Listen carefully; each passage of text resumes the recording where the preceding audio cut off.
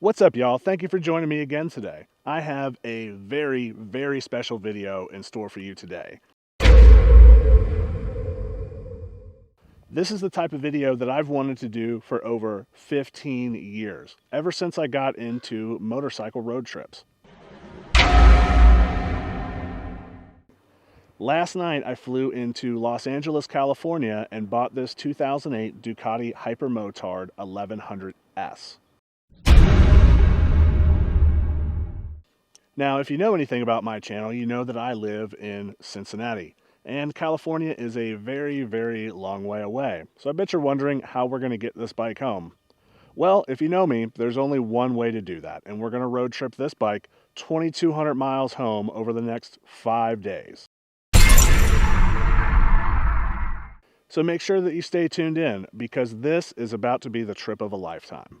Hey y'all, it is me from the future. I'm going to be hopping in to fill in some extra details out there because a lot of stuff is happening very quickly on this trip and I just couldn't catch it all because unfortunately I am not a professional YouTuber. For this story, we really need to back up to about April 2025 when I started researching bikes on the West Coast. I wasn't supposed to leave until the end of May, but I wanted to just get an idea as to how these things were going to flow and what bikes were available out there. And I found this bike pretty quickly in Los Angeles, and it was very cheap, but it was on the upper end of what I thought that I could actually afford. So I just saved it and moved on and didn't even message him.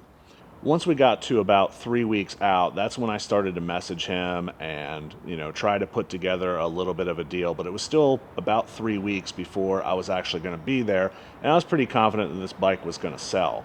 But every day I'd log on to Facebook and that bike would still be there. And I just really couldn't figure out why, because it seemed like a really nice bike for the price. And I just couldn't figure out why the thing wasn't selling. I told him what my plan was to buy the bike and ride it back to Cincinnati, which was about 2,200 miles. And he seemed pretty on board with the plan, but he, of course, wasn't willing to hold it for me. And I wasn't really willing to send him a deposit just yet because I still kind of think that there's a chance that this might be a scam, even though he seemed like a pretty nice guy. And I only knew two things about him. One, that he worked in the film industry, which could mean a lot of different things. And two, he worked crazy hours and I might have to meet him in the middle of the night, which, unfortunately, screams scam. I went ahead and booked my ticket for May 21st, and I got to work selling some bikes so that I could fund it. I don't have unlimited funds for this YouTube channel. In fact, I run on basically a shoestring budget. I'm barely getting by at all, so I had to sell a couple of bikes that I planned to do videos with just to pay for this trip. Eventually, the 21st rolls around, and I arrive in Burbank, California, running on about an hour of sleep. I told myself that, yeah, sure, you'll definitely sleep on the flight, but no one ever sleeps on the flight. It's basically impossible, so just stop lying to yourself about that. So I land, I let the guy know that I'm in Los Angeles, which I'm in Burbank. It's on the other side of the city. And of course, he tells me he can't meet me until at least midnight that night. So I decided to fly into Burbank because the cost of a ticket was hundreds of dollars less than flying into LAX, which is right near downtown Los Angeles, where I'm supposed to pick up this bike at. So what that means is that I am taking Los Angeles public transit to meet a guy I only know from Facebook Marketplace on the other side of the country to buy an Italian sports bike. This is Empire in Ontario. I end up taking 4 different buses and 2 different trains, and LA public transit is a trip in itself. It's an adventure. The buses either don't show up or they show up super late and you're not sure if you're getting on the right bus. It's all extremely confusing, but it ended up taking me about 4 hours. I watched a lady in a wheelchair try and fight somebody, which was kind of nuts, and all kinds of other stuff that I could list that are kind of crazy, and it really could just be a whole video in itself. And I'm also doing this with a wad of hundreds in my pocket because I've got to give the guy cash to buy it. And I'm just not used to walking around with that much cash on me. And I know for a lot of people that's not a whole lot of money, but for me, it represents just about everything that I have in the whole world financially. Eventually, I roll into his neighborhood in Inglewood about midnight. And I text him, like, hey, man, I'm around. Like, what's going on? Where you at? Can I come over and buy this bike? Because I've been awake for closing in about 24 hours now. And he texted me back and told me, hey, man, I'm not going to be out of work until at least 2. So you're just going to have to wait. And every step of the way, this is screaming scam. This guy's going to rob me. He's going to screw me over. But really, at this point, I'm stuck. I only have a couple of days to get back to Cincinnati. I have to buy this bike tonight. And my only goal is I've, just got to get this bike in my possession so that I can see what I've got so I can get on the road. Now, I've got a couple of hours to kill. So what do? I'm going to go over to Venice Beach, which is about a mile and a half, 2 miles away. So I walk down to Venice Beach and I'm hanging out down there for a little while. And after midnight, that's kind of a crazy scene. There's a lot of homeless people around and cops kicking people off of the beach and everything. So went and hung out around there. Now, eventually I get a text from him about 2 o'clock in the morning that he's on his way back from work and to meet him at a Jack in the Box around the corner from his place. And look, I get it. Inglewood isn't the neighborhood that it used to be and is, kind of nasty and gang filled. But in my mind, it's still the place from all the songs that Tupac wrote about in the 90s. Inglewood always up to no good. While I'm waiting for him at this Jack in the Box, I must have looked absolutely horrendous because somebody pulled up and thought that I was homeless and tried to give me food from the Jack in the Box. And I'm like, no, dude, I'm not homeless. I'm actually just sitting here waiting to buy a motorcycle in the middle of the night. I meet up with him at the Jack in the Box. We walk over to his place, which is right around the corner. And immediately, a lot of my fears are starting to subside because one, he's a real person. He doesn't have a hoodie on. He doesn't have a gun, and he's not trying to rob me. And he is just one of the nicest people that I've ever met in my entire life. Now, frequently in my day-to-day life, people always ask me how I get these really good deals on these motorcycles because I've been doing this for a very long time. I only recently just started picking up a camera to do it. And the truth of the matter is, I am willing to take risks that almost nobody else is willing to take. He's selling this bike in the middle of the night in Inglewood, California. And to most people, they're not going to take that risk and go. But I'm willing to do that. And that's also why this bike was still sitting around after being on Facebook Marketplace for almost 2 months, is that he's trying to meet these people in the middle of the night. Because of his job, he can't meet them any earlier. He works constantly. So most people aren't willing to come out and buy the bike because they think it is a scam, even though he's a honest seller. He's just constrained by his job. Now, I start asking him about his job because it's got to be kind of interesting if he's working until the middle of the night. And he tells me that he works on cameras. He's got an IMDb page, and he's got some work that you would definitely be able to recognize. And he doesn't work on the regular digital film cameras for the film industry. He only does, actual physical film, like the negatives and stuff. And I was still a bit worried about the mechanicals of the motorcycle until he told me that. And if you know anything about these film cameras, they are like Swiss watches. They're very, very complicated pieces of equipment, and they have to be absolutely perfect in order to run right, especially on the professional scale that he's at. Now my mind is more at ease. I understand why this bike didn't sell, and that this bike is probably in peak mechanical condition because this guy really understands the mechanics of this motorcycle and that he's done all the maintenance. And that was really backed up whenever he started talking about the motorcycle. He knew every single thing about this bike. He had it for about 10 years, and he didn't have receipts for everything because he did all of the work himself. And I could just tell by looking at the bike that he really, really cared about this bike and, just made sure that everything was in perfect running order on it. Now, that's not to say that the bike isn't without problems, and the main one being an issue with the clutch. He had just replaced the dry clutch in it, and those have a very long break in time. So when I test drove it, it was very, very, very difficult to pull away on it. It was extremely grabby. If you just gave it just a hair too many revs, it wanted to stall out. If you gave it just a hair too much clutch too quickly, it just screamed at you, just this nasty whenever it's trying to pull away, and it sounded awful.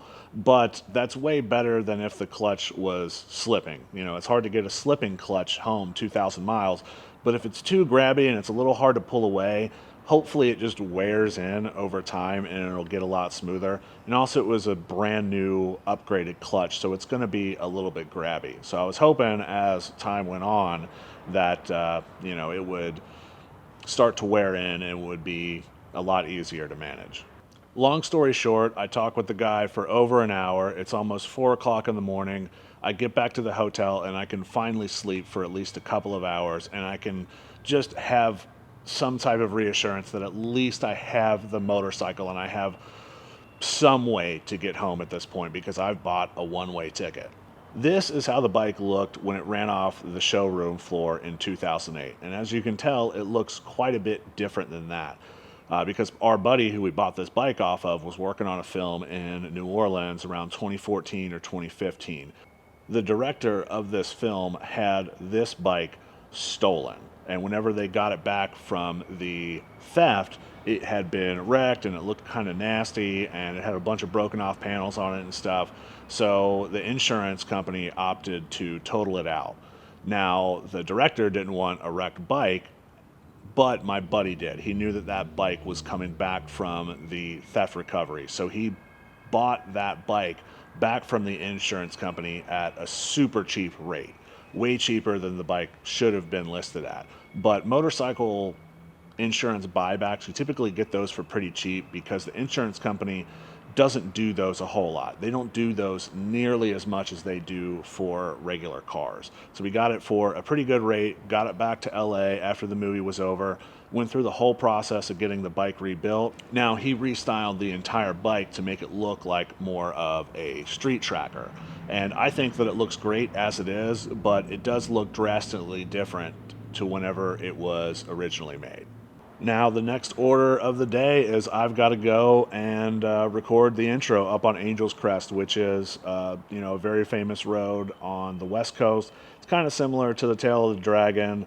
So I wanted to go up and check that out. But, of course, I got on the road and I burned a massive hole in my bag because it shifted and went into the rear tire. So I put some duct tape on it and then headed up to Angel's Crest. Now, I did record some pretty nice onboard commentary that was live, but unfortunately GoPro will not make a camera that works ever.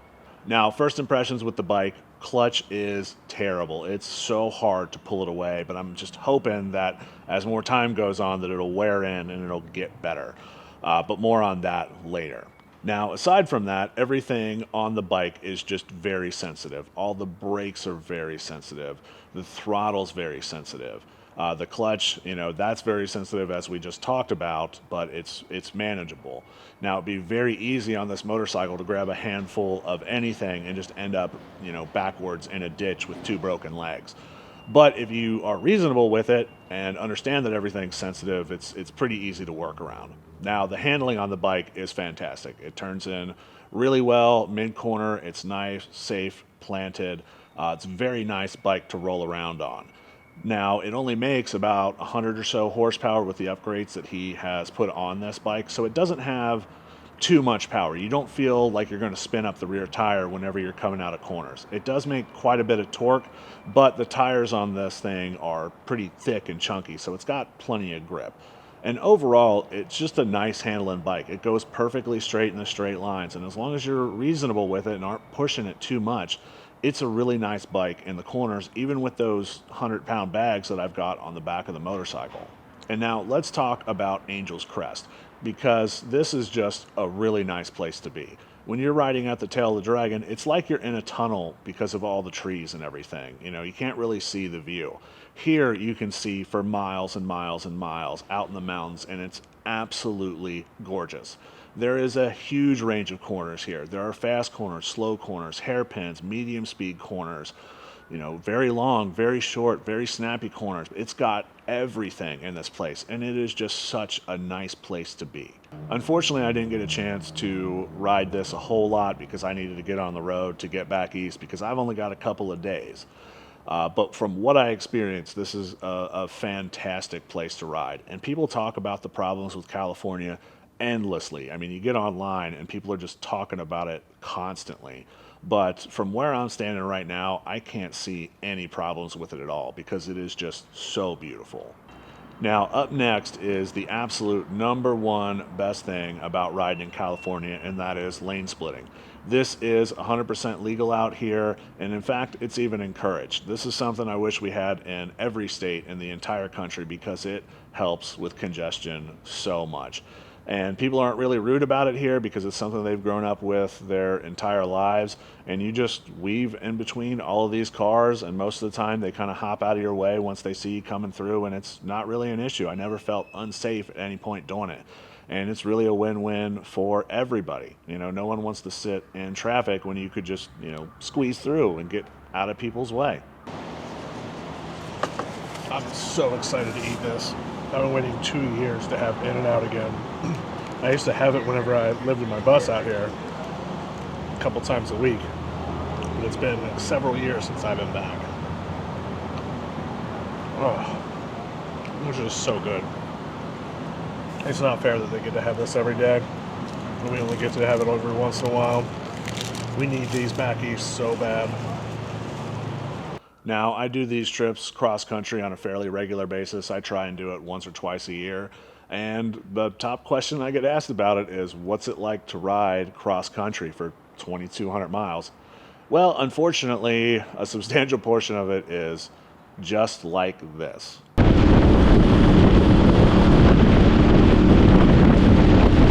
There's hours and hours and hours of wind noise and desert, and it just feels like it's never gonna stop. And I've got a love for the sea, a love for the sea, the deep and the free. There's only one problem there. What's up, y'all? Welcome to day 3. I made it to Needles, California last night, pulled in about 10 p.m., and it was still over 90 degrees whenever I stopped. Didn't realize I was going through the Mojave Desert, which you'd think with all the planning that I did that I would have that pretty ironed out.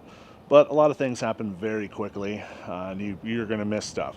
So today, my main goal is to just get out of the desert. It's only about a 60-mile ride to get out of the Mojave Desert, and then it should be nice and cool, about 80s.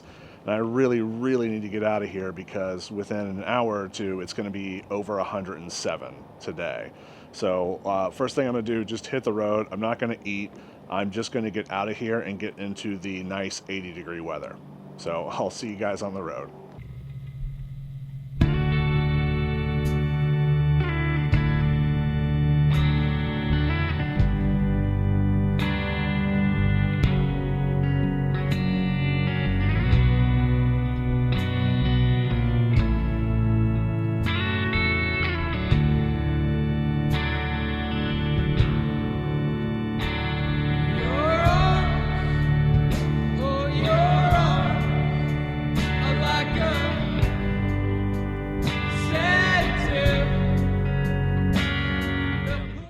Alright, fellas, so here's the deal.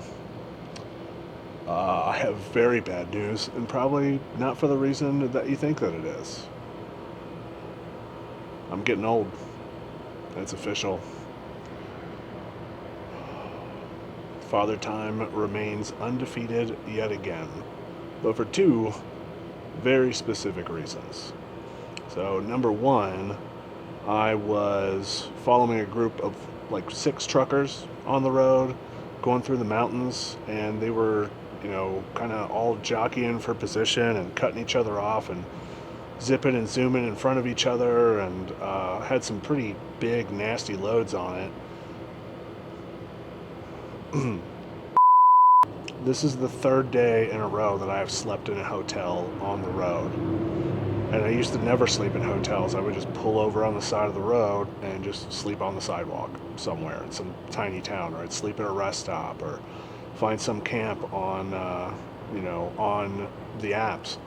But yeah, I can't do it anymore. These 550-mile days are killing me. Oh, sailor, know you make a deal with the devil if you take that wheel. Sow the seed. All right, what's up, y'all? I am in a little town called Santa Rosa on the eastern side of New Mexico. Last night I stayed in Albuquerque in the crappiest motel in the history of the world. I swear it had blood stains on some of the sheets. I slept in my sleeping bag on top of the sheets. Like I could not do it. But this is a cute little town. It's got this kind of funny looking lagoon thing that's full of garbage. But yeah, the bike's been running pretty okay. It is really, really hot out right now. It's in the 90s, and it's an air-cooled bike. So every once in a while, I'm getting just a very slight misfire, just a tiny little miss. And I'm not sure if it's actually missing or if I'm hitting a certain type of bump, because the roads here are very bumpy, but it's bumpy with only little tiny undulations. Okay, I mean, I'm talking little tiny bumps, and it just kind of shakes you as you're going over it. So I don't know if I'm hitting a specific kind of bump and it's making it seem like it's missing. I have been running mid-grade, which I probably shouldn't have been doing. I probably should have been going with premium, but it was just so expensive in Arizona. So I went ahead, last time I filled up, I bumped it up to 93. So I might be getting a little bit of pre-detonation with that. So, but yeah, everything's been going super smooth. I am destroyed though. My body is not taking this like it used to. I used to be able to ride all day, go out and party all night, and then sleep for a couple of hours, and then wake up and do it over again. So I don't know what's going on. I don't know if I've made bad decisions or if I've just heaped too much onto myself. But I do turn 40 next month, so it could just be time catching up with me. Who knows? But so far everything's going pretty smooth. I'll feel a lot better once I cross the Mississippi River and get back onto the East Coast. But it's okay. I'm making it. I am painfully dehydrated though. I cannot seem to drink enough water. I think I drank 1.5 gallons of water yesterday and barely peed at all. It is just so hot out here. But yeah, up next I've got Amarillo. That place just smells like cow poop. Really the only thing going on there. So I'm gonna sign off for now, get a little bit of footage in for you guys, and we'll pick up in Amarillo. I'll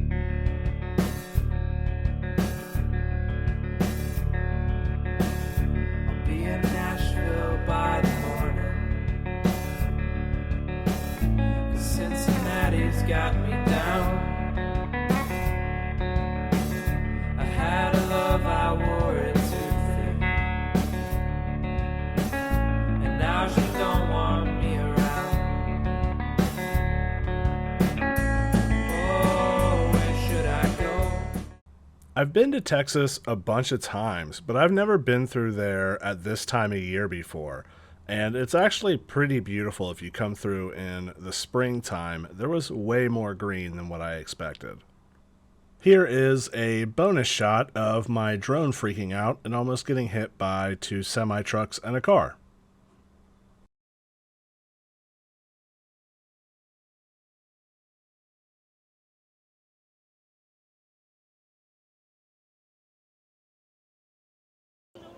I've never been to the Cadillac Ranch before. Driven past it a bunch of times, but it's pretty cool. These had to have been here for forever. They are just so covered in paint.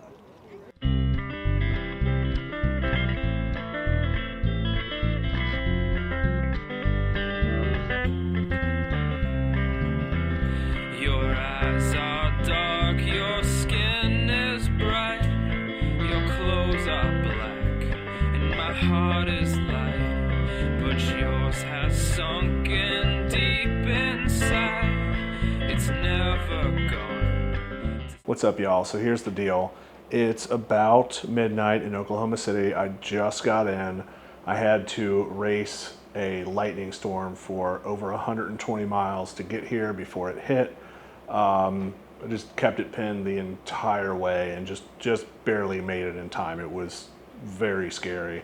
I could just see the lightning rolling in and in and in and in and in slowly as I was going towards Oklahoma City.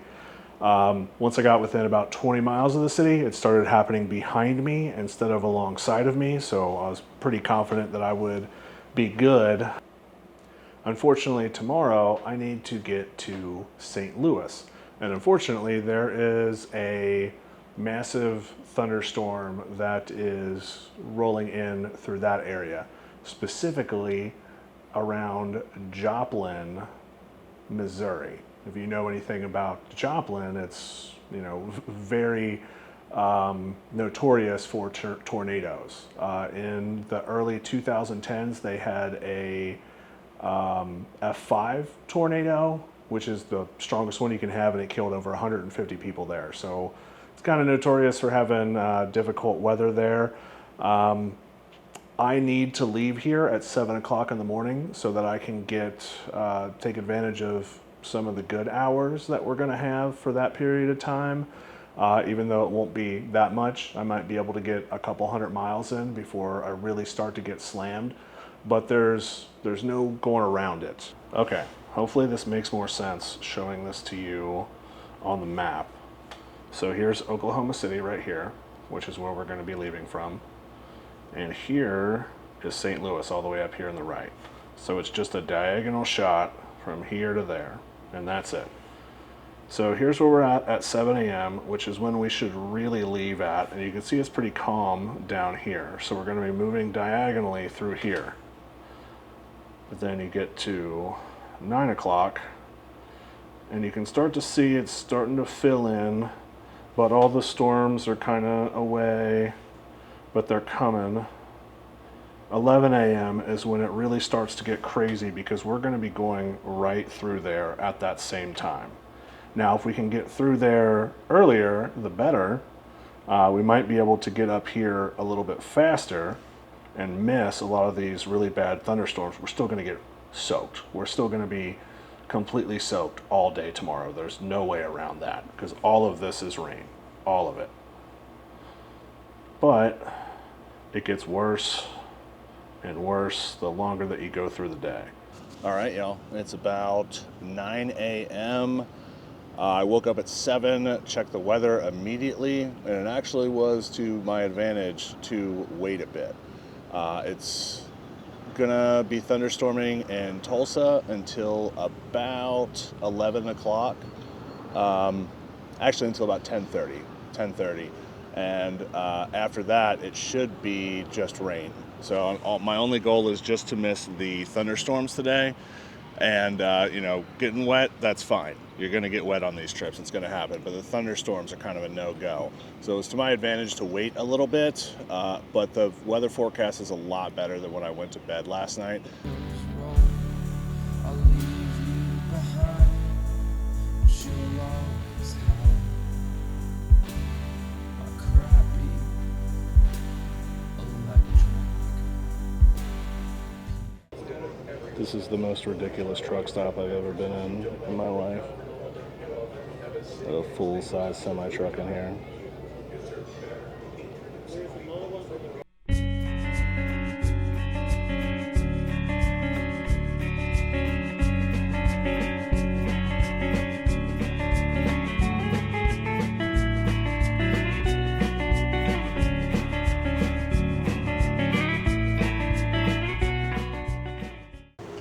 All right, y'all.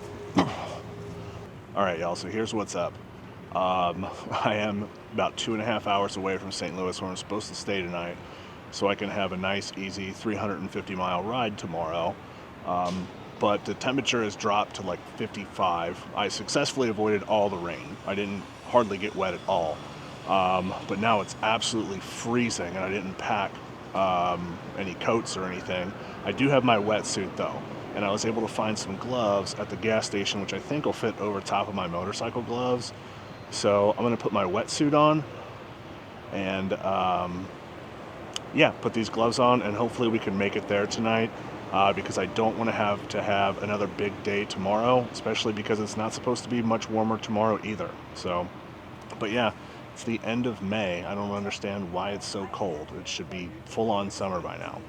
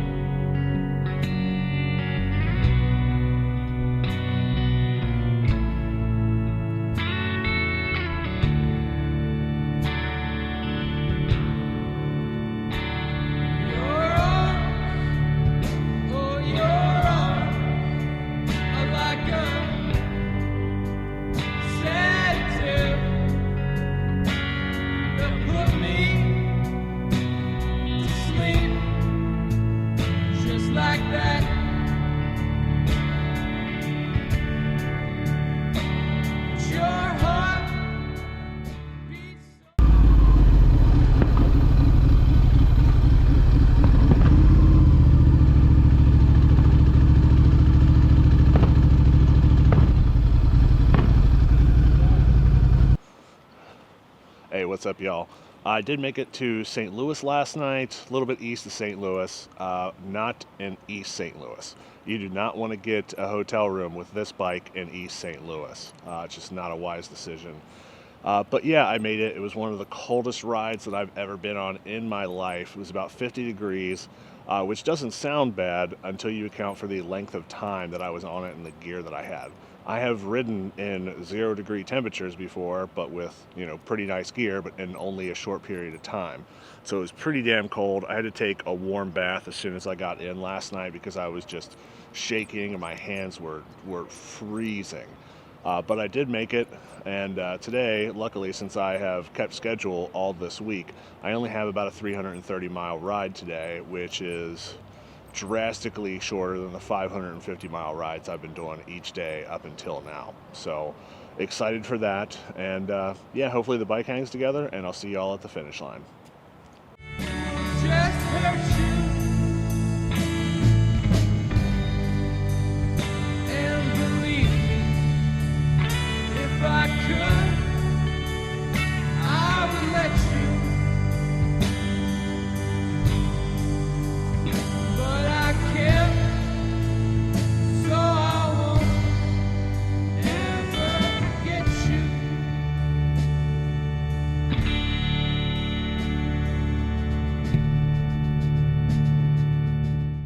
Yes, dude, yes! Oh my god. It's been 2,000 miles riding across country, all the way from Los Angeles, California to Cincinnati. God, that took forever. They told me I was stupid for even trying. That the engine was just gonna blow up. They told me I'd never leave California if I bought a Ducati in Los Angeles for $2,500. But we did it. Here we are, we're in Cincinnati. Yes, dude, I'm so stoked to be back. Jesus, that was a long ride. All right, fellas, here we are. It's the next day. What a trip. And honestly, what a motorcycle. This thing did not miss a beat the entire trip. I didn't even change the oil. Other than that slight issue with it missing very, very occasionally, I didn't have a single problem with this thing. No drops of oil, anything. I didn't add any oil. Had basically zero issues with the motorcycle. How ridiculous is it to just fly out to the other side of the country and buy a motorcycle for $2,200? I mean, not just any motorcycle, a Ducati, and ride it 2,200 miles home. It's absolutely nuts. But, we did it. They said it couldn't be done, and here we are sitting in Cincinnati with, a killer deal and a beautiful Ducati. So what a trip, though. What a trip. Now that the channel's moving along pretty well, I've had some people reach out that were interested in donating. Now, that's not really the direction that I want to head into with this channel. I don't want to be one of those guys trying to hawk t-shirts and make a killing off of this thing. This is just something that I'd like to do, and I'd like to do it every day if possible. If you do want to help out, there's really only a couple of things that you can do. Number one, like, subscribe, drop a comment. Number two, send me some ads for some motorcycles on the other side of the country. And number three, watch the whole video. If you skip through it, go back. There's probably some stuff that you missed. Try and watch this thing all the way through. And that'll help me more than anything. And just remember, just because it's cheap doesn't make it bad. Thanks for tuning in. I'll see y'all in the next one.